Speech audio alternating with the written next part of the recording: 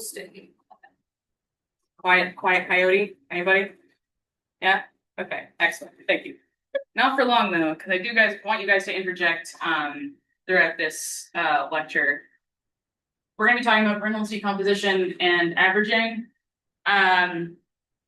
You've probably all already seen basically everything I'm going to talk about in this class, but we wanted to make sure that we went over it again because this is really important and a review is never a bad thing. So I guess raise your hands if you know what a Reynolds decomposition is.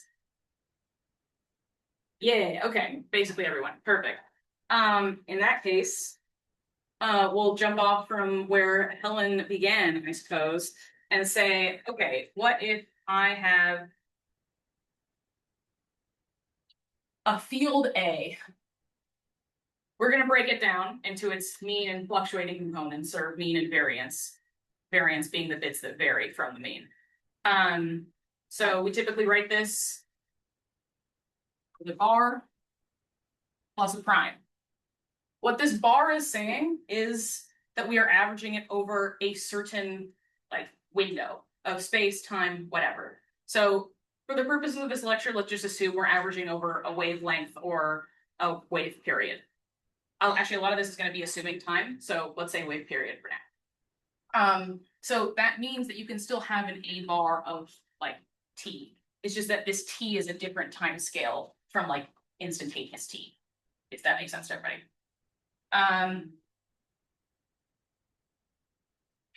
So I'm going to kind of draw a picture similar to what Helen had on her slides to lay this out.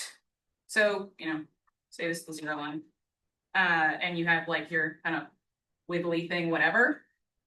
We can divide this, and we'll make this time. We can divide this into our mean and our varying components, like this our 0 line again. And, for our purposes, we're going to smooth over I don't know, a window like this big, say, is our averaging period. If we're thinking about this as a moving average, so you'd have something that looks kind of like that, and something that looks like 0, something that looks a bit like that, right? Does that make sense to everybody? Because we basically, if you added these two signals together, these are both in the same time, you get the original one. And obviously, again, this is a choice we've made. If we averaged over this entire section, it would look a little different.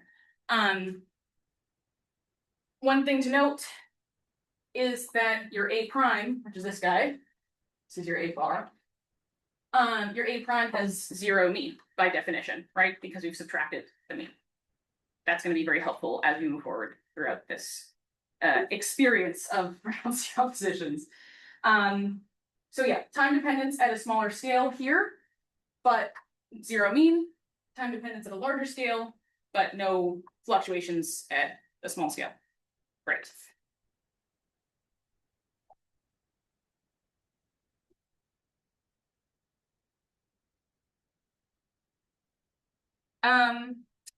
So yeah, we basically defined it, and let's forget this here, is equal to A. If you put a bar over an A bar, it's just A bar.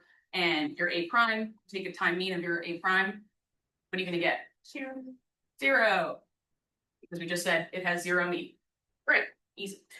So that's going to be really helpful in general, because we're going to see how that we're going to use the Navier-Stokes equation. I'm just going to use the X direction because it's easier. And we're going to show basically how this works. And you've probably seen this in fluids class, but this should be a good reminder. So just doing the X momentum. So du dt plus du dx plus du v y plus du w dz, got your nonlinear terms here, is equal to your pressure gradient in X plus, some molecular viscosity times the squared, the double derivative of u in every direction. I'm really not going straight here. Geez. 7 squared. And we'll throw in an FB for completeness here. Side note, unrelated to math, I didn't learn how to write in print in my education, so I write everything in cursive letters. So if you don't know a letter, just let me know. But it should be fine. Cool. So if we Reynolds average, I mean, we can do it also on the Y and Z momentum, obviously as well. We're just choosing the X momentum of the 98 Stokes as an easy beginner start. So how would we decompose this? Basically, like say we want say we want the Reynolds averaged version of this equation. Basically, you can't just put an average over the whole thing, right? But you could. But what would that mean? First, you have to decompose each variable into its own Reynolds decomposition, right? So U is now going to be U bar plus U prime, right? Same for V. Same for W, etc. I don't think I've missed any variables, but if I had, so does this all make sense to everybody? So now you can just basically, the way to do this is you plug all of these decompositions into your original equation. So we're gonna do this term by term, just to get the hang of it. And if you wanted to do this for all 3 dimensions, you could do this 3 times, or you could use index notation, which I would recommend if you're doing this kind of thing in like lots of directions. So what's our first term going to be? Anybody? If it's du bar plus u prime dt, right? Because we just plug that in. And then since we're looking for the Reynolds average version of the equation, we can then take the average of that, right? So what's this stuff underneath the equation equal to? Du bar dt. Yeah. Doesn't everyone understand why? Because yeah, you could split this into du bar dt, du prime dt. Du prime dt is 0 because u prime has 0 mean, so you end up with just du bar dt. And again, it does depend on t because this is the longer time scale. Yes? Great. Sorry, can you remind me what the mean is in? If it's in space or time? This is in time right now. Okay, so should that be 0? No, because that's what I'm saying. This is the mean in over a certain say wave period, but this time is not that wave period. So we're looking at the average in time, of this equation over, say a wave period or whatever period you want, a month, But you still will have some varying of that mean. Great. Next term, the line here. D u bar plus u prime. U bar plus u prime. Dx, right? So that's our du dx. So this is obviously kind of annoying. It's the equivalent of ddx of, well, if you did out this whole thing, which you would have to do to actually get this right, you do u bar squared plus 2 u bar prime plus u prime squared, right? And if we take the mean of the whole thing, we're looking for the average. We're gonna get, well, what's this first thing? U dx, I mean, with bars on top. U bar dx, right? Everybody's following? Okay. What about if I take the mean of u bar u prime? That's what you do. I think it would be 0, right? Yeah. Because u bar has a mean, but u prime has no mean. So, well, what happens if I have u prime? That's it. It's non-zero. Yeah, that's non-zero. Does everyone understand why this is non-zero? Can you say that louder? Because yes, that's Okay, The mean of the perturbation is 0, but the multiplication of perturbation are not 0. Exactly. So say I had like, something like a sine wave or something in 0, right? If I, like, it has a 0 mean, but if I do, like, sine squared is gonna look like this or something. This hasn't. Does that make sense for everyone? So that's why you can't just assume, this is the wrong numbers. You can't just assume that primed terms multiplied together give you 0. So you're gonna have d u prime dx kind of mean that. That's a subtlety that is worth remembering. Based on this, I think you guys can guess what the other nonlinear terms are gonna be, probably. You basically replace one of these u's with the v, so the next term is gonna end up being d u v bar dx, right? Plus d u prime v prime dx, right? That makes sense, everybody? And the same thing for the other term.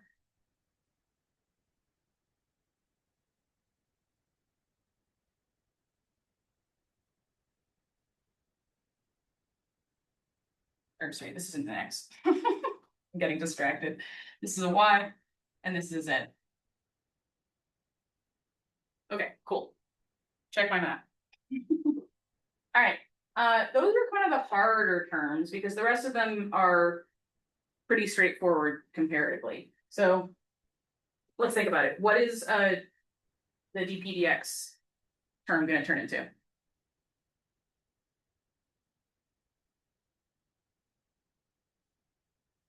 Straightforward? Yeah, it's 8 bar dx. What about the squared terms? What about d squared u bar plus u prime dx? If I take the mean of this, what happens?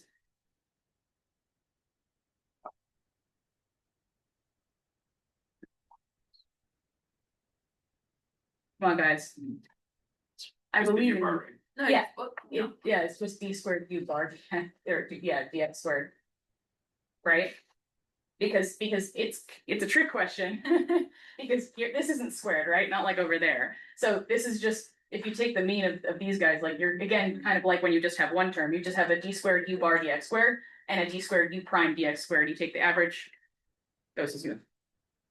Yay! And then the same thing for the other terms. D squared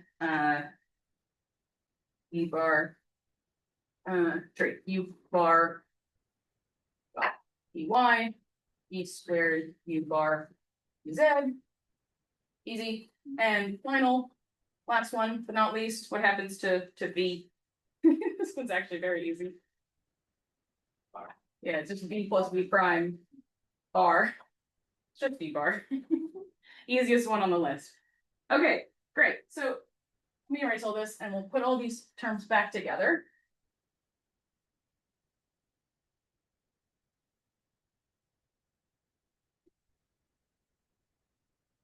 Now that we've done all that work. And so our Reynolds averaged version of our Navier-Stokes equation in X is going to be, as we just said, u dt plus e u r dx e y z plus e u prime u prime dx plus e u prime v prime y. Good. I think that's all the nonlinear terms. Am I missing any? I don't think so. Equals -1 over rho naught dp bar x plus nu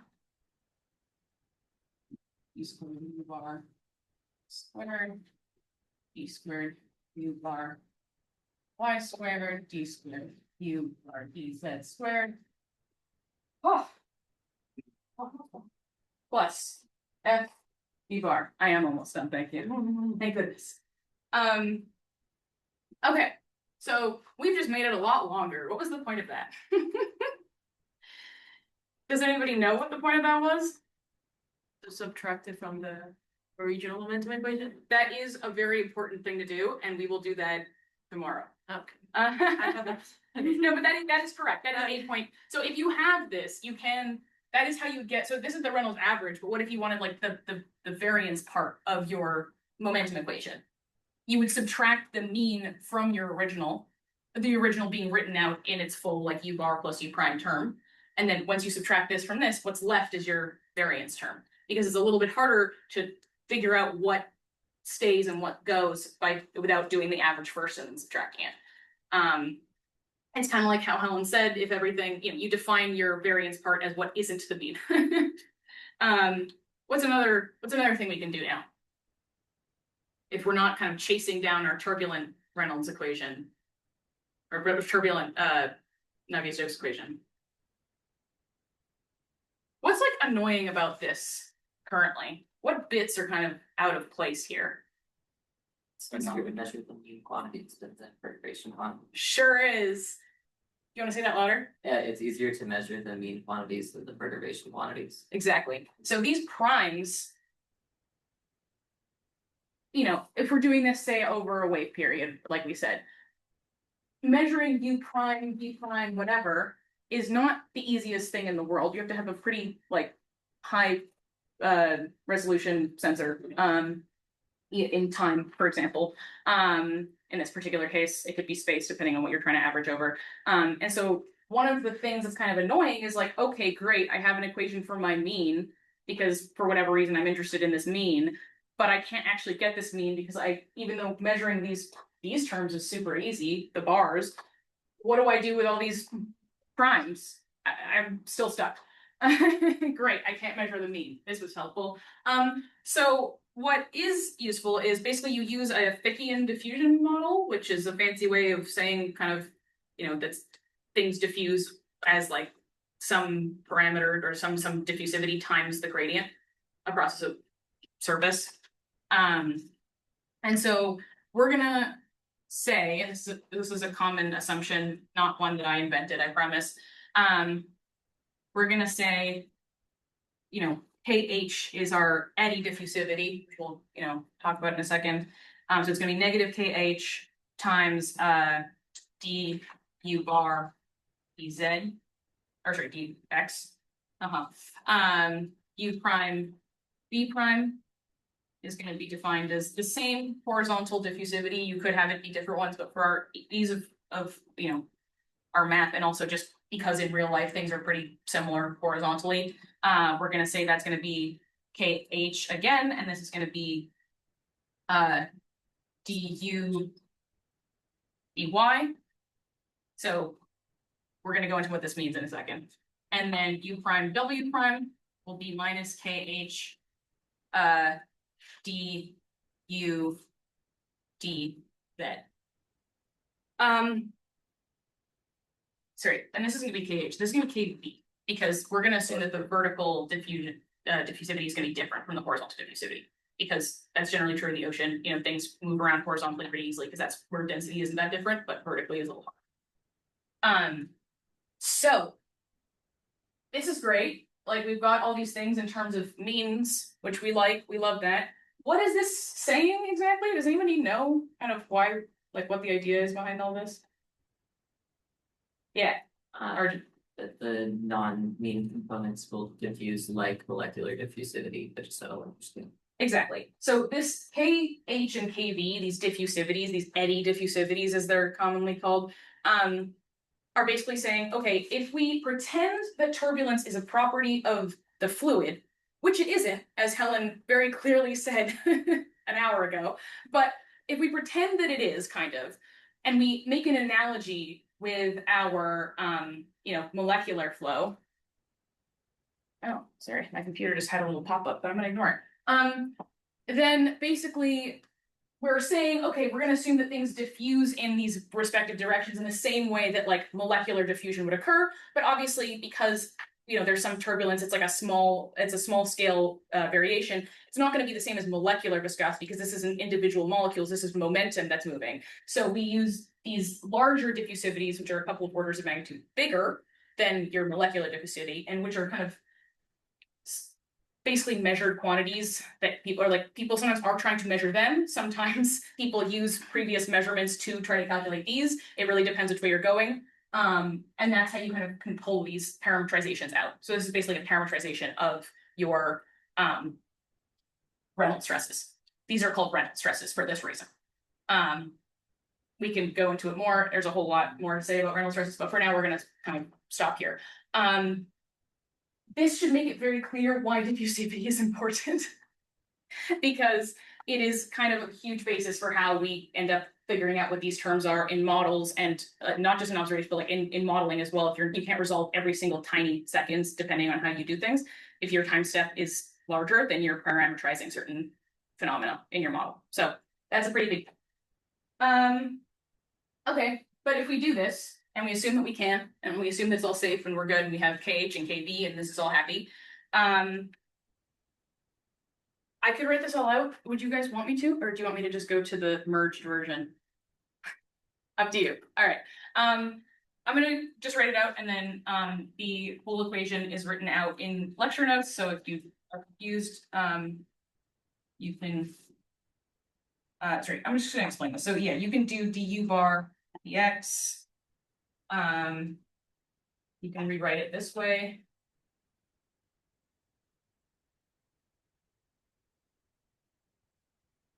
So basically we can kind of plug in these terms. So just for one of these, for example, the du dx,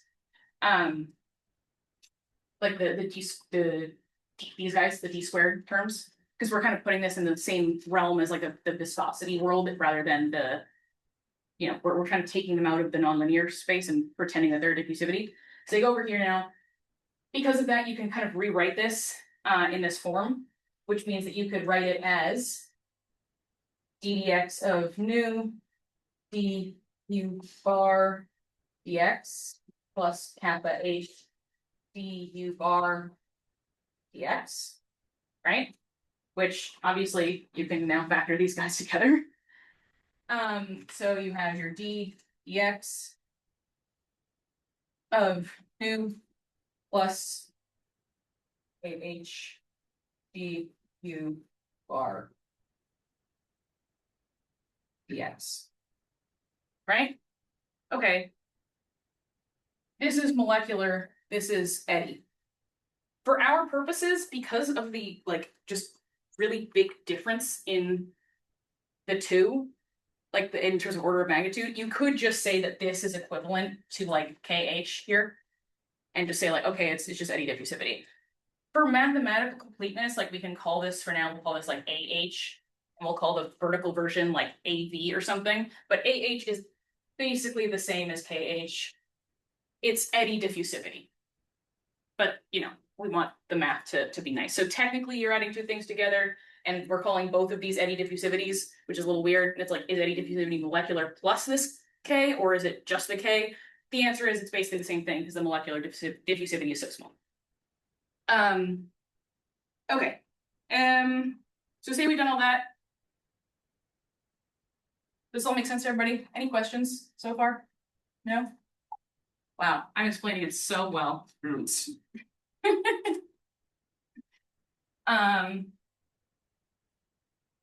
Now we've done all of that work just so that we can rewrite that equation as du bar dt plus e. Oh, no, my Haberama broke.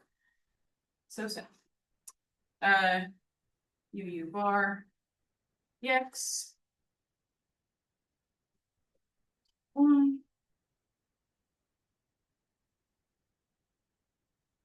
then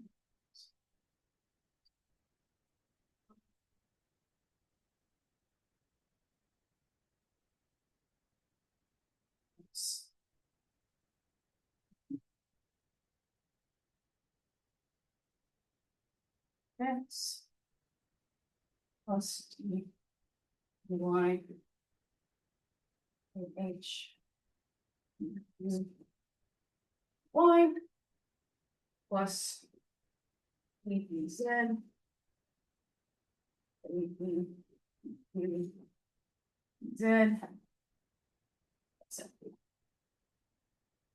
Great, so now we can really see the use of that parameterization because all of those prime terms have gone away. We've squished them in with the viscosity terms. And so now we have everything in terms of only mean variables, which are significantly easier to measure. And we're going to talk about more about what is easy to measure, what is harder to measure as we go on in this course. But I think it's pretty clear why it would be easier to get a variable over a longer time scale, conceivably. So, great. It also is nice because, you know, a lot of the time you want to understand the mean. You don't necessarily want to know the instantaneous momentum, depending on what you're trying to measure. So that makes our life easy-ish. But there's one more thing that I would like to mention, because this is basically the end of the thing. So this was pretty quick. I kind of expected you guys to have more questions. I guess I underestimated you. My apologies. Does anyone know why we often see this equation? Like, I'm sure like in class or whatever, you probably saw it written out as basically the same thing, but like these two terms were kind of not there. Like it was just the DDZ part, and then these guys weren't really included. Anybody have a good reason as for why that's often the case? Because they are smaller than Yes. the vertical. Yeah, but for what, like what kind of scaling issue is it? Oh, you're not a student, you can't answer this question. Aspect ratio. Yeah, it's to do with the aspect ratio. So if I have L and I have H, L being like horizontal, H being vertical scale, which one's bigger? Yeah. Right. So in that case, if the aspect ratio is, you know, L is much greater than H, if I have U over L, assuming like some scale U is, you know, because we've got like our du dz's and our du dx's, and I have U over H, which is your kind of du dz, which one's bigger? Your age, right? Yeah. By you know, the signs flip, right? Because U is the same size. So 1 over L is going to be much smaller than 1 over H if L is much bigger than H. Which means that you can essentially say, well, these are pretty small, and you know, AH might be big, might be small, whatever, but like it's roughly, assuming it's the same scale as AB, and in fact it's actually, you know, could be even smaller, but like because these are so much smaller, you can essentially ignore these two terms a lot of the time, and then you just have this guy and the third one. So that's why often you'll see it just with the Z component involved. It obviously depends on your problem setup too. Like Helen did an entire exercise where you could ignore certain aspects and care about others, so obviously that's going to play a role. But this is kind of one of the reasons why you'll often see it that way. And that is everything on my notes. So if you would like to ask any questions, or if you always wondered something, or if you just want to be done, let me know.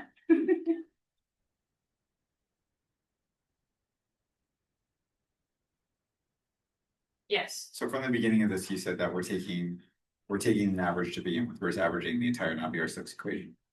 And I wasn't Yeah. quite sure the purpose of that. So yeah, you're assuming that you're kind of doing this to your equation, like you're very like, let's make this U.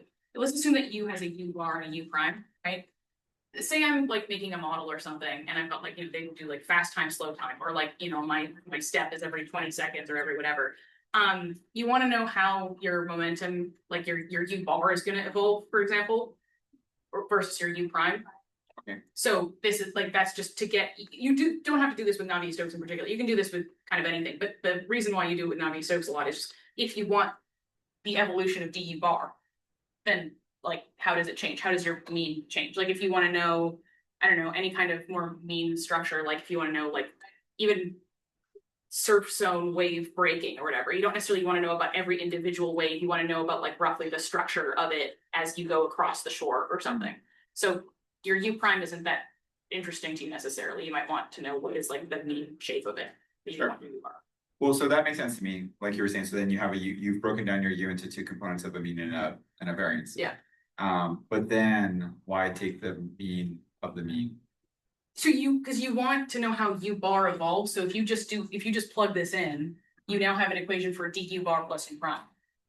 The Navier-Stokes equation is telling you how it's like the rate of change of U, right? Sure, Here. okay. So if you want to know how U bar is changing over time, then you do this like to plug it in. The other reason is also like, so you want to know, if you want to know how U bar changes, then you'd have to get your mean evolution of your Navier-Stokes. So you'd want to get some equation that just includes your U bars, right? Right. However, if you have a different problem, which is a very common problem, especially in observations where like you just cannot measure your U primes or whatever, then this is also useful, because if you only have your U bars and you don't have your U primes, then you might want to do this. Also, just for splitting up like causality, I guess, is another reason why it might be useful to have your like mean and your variance equation. So like if you have your U bar and your U prime, if you split them up, you can get some sense of like, okay, what is happening because of like the mean flow and whatever mean means to you. That was a horrible sentence. Whatever mean signifies to you. And what is happening because of like more instantaneous effects. So there's a bunch of reasons, and basically if you're going to split these up, then you have to kind of split up your equations as well, because otherwise you can't really understand what the variables are doing. And again, it depends what you're trying to do. That's only if you care about your equations. If you don't care, then whatever, just do this. But like, for example, tomorrow we're going to go over how you calculate like the turbulent kinetic energy equation, which is where you get epsilon, like the dissipation rate of TKE, that kind of thing. That's going to come from your mean and your varying Navier-Stokes equations. So you want to know how much of the kinetic energy is mean kinetic energy and how much of it is like turbulent kinetic energy. So that involves like splitting apart those equations, for example. Thank you.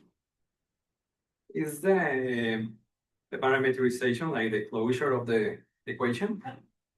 What about it? The closure, like, Oh yeah, I think that's the same term. Okay. I mean, or yeah, I think maybe. so. Yeah, I think it is, because it's the whole like, okay, if I have like there's like a whole way of defining where you like have your thing and you're like, okay, if it goes up, then it's like positive, negative, and then you're kind of writing your like U prime, delta U prime is equivalent to something times d u dz. This is your this is U and this is Z or something. There's yes, I think this is the same as when people talk about the turbulence closure or something like that. Yeah. There's a question on Zoom when you're ready for it. Oh, okay. I thought you were going to answer the question No. better than me. I was like, yay, never mind.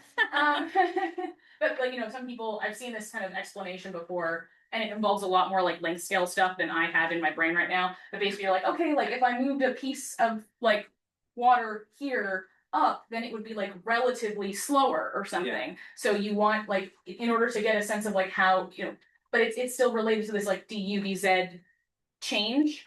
So if you have some kind of spinny, some W that moved this U parcel up, then it should be smaller. So you're like, okay, there's a minus here. And then there's some factor at which this like kind of diffuses given a given W. And so that's where you come up with your K, right?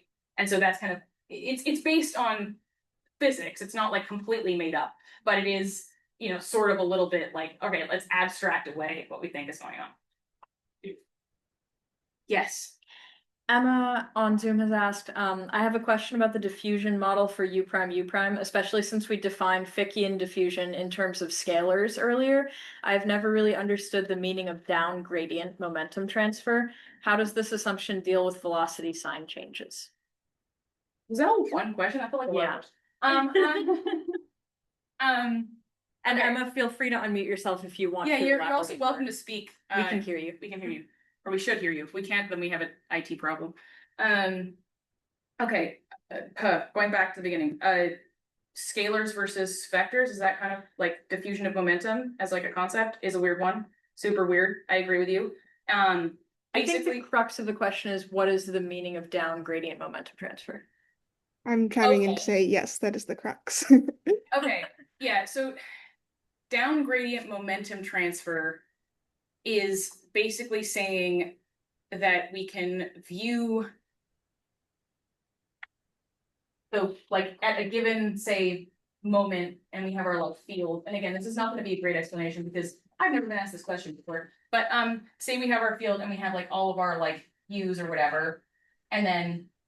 I mean, I'm gonna say UW because again, that's like the picture that I like often see it explained as, if that's okay, unless U is particularly the thing you wanna know about. But basically, it's the idea that like you can say, you know, in the same way that you can have like a buoyancy flux, which would be like W prime, let's say rho prime, right? Which is like Mhm. how much the density is being moved around by this W. We're kind of saying, okay, how much is U momentum, whatever, you know, this in this particular instance, this like instantaneous momentum piece, how much like the current is moving. So like this guy, this profile, is being modified or changed or moved around by this W, which is essentially, you know, like I was saying, we people visualize that as like, okay, say there was some kind of eddy that happened right here, a little spinny, then you get your parcel moving up, and then you get this whole analogy. So that's how it's been explained to me. I think it is a very weird thing. I agree, because the idea of like a momentum being affected by other momentum is a little like velocity is affected by another velocity is strange. Basically, you have all these fields interacting with each other.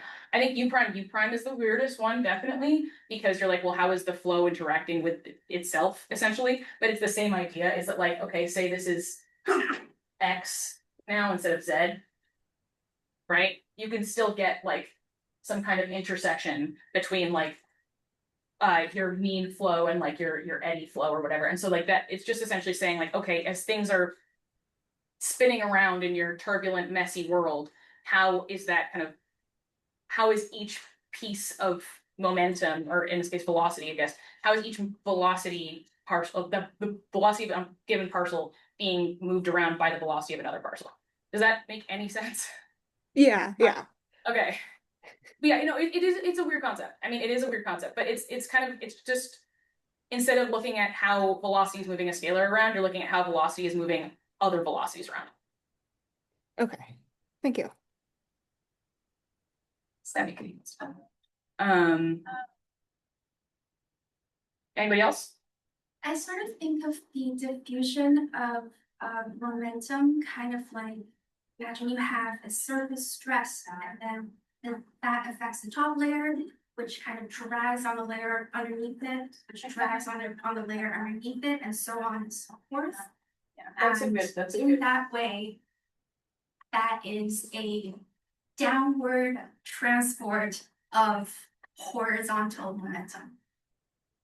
Yeah, I mean, that's true. Like if you had like, you know, some flow with the surface, right? That's gonna like have some frictional reaction. We're just gonna kind of drag these along, is one way of looking at it.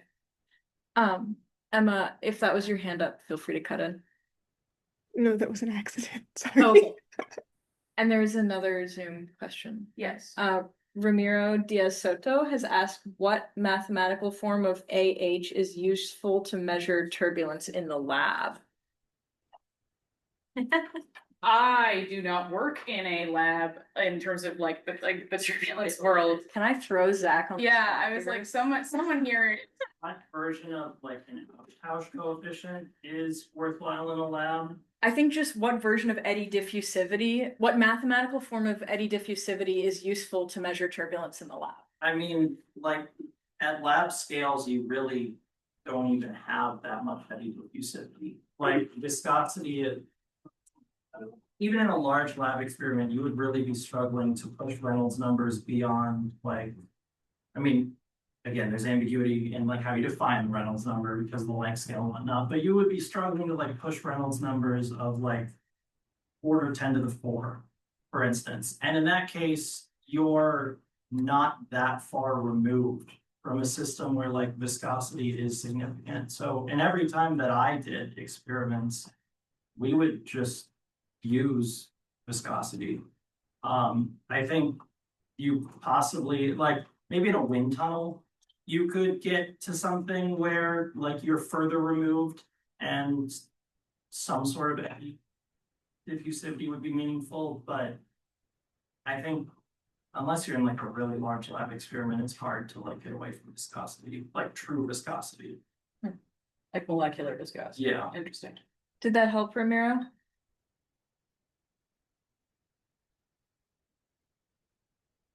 Thanks. Okay. Yay. Anything else? We're here to clear up your confusion about this. I'm here to be confused with you. We're here to be confused with you, if we can't clear up your confusion. So one thing I don't remember from like fluid mechanics, why is it that over bar, U prime Yeah. is 0?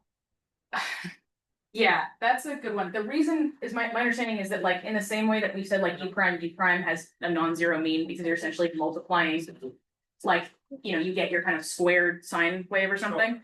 If U bar U prime does still have zero mean, because you know for a fact that this has zero mean, and you know that this has like a constant mean over the time scale you're looking at. So you're never gonna get that kind of interference. So you're not gonna get your sine wave times your sine wave. You're gonna get some mean times 0. Okay. So that gives you 0. Is my understanding of how this works.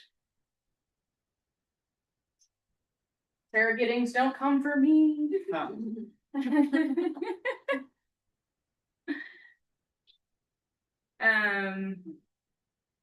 that make sense? I mean, again, this is all very strange because that you're kind of assuming that you're jumping time scales or space scales.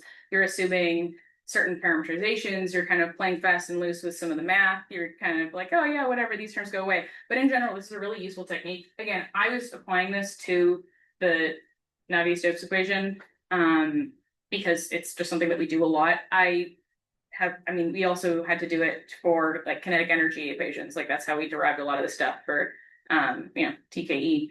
And so in general, this is a useful tool. You're also not actually limited to just 2. Like, I don't know if people are aware of this, but you can do whatever you want. So like you can make this U bar plus U like 1 plus U2, and then just have different time scales for all of them. You can just keep adding on to this. It's just that often it's helpful to do just mean and turbulence. But if you want, like, for my work, for example, I'm doing like mean, wave period, and then like instantaneous velocities. So I'm splitting them up because I want to know what is like a wave driven stress, what is an instantaneous, what is not, for example. And then like the model data I'm looking at, I realistically have like these two, but I don't have this one because this was already parametrized away. So when I like look at my velocity, my U, what I'm actually looking at is like the mean and also like some variation on like a wave time scale, but realistically it doesn't have variation on the like second by second or millisecond by millisecond time scale, because it's a model that just isn't including that. So it's always good to know both what you have and what you're trying to get to, and to figure out what you're dividing by. But this is entirely like choices. That's the thing, is like this is not really an objective thing. Like the technique is obviously very clear, but the choice of what is mean and what is variance and how many kind of different categories of time you want or space you want to make, that's on you. That's where the science part of research comes in.